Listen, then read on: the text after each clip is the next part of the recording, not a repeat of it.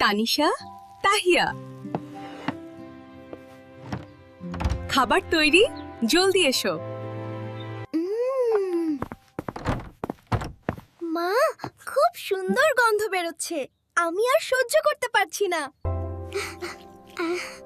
আরে দাঁড়াও দাঁড়াও, তাহিয়া, তুমি কি কিছু ভুলে যাচ্ছ না?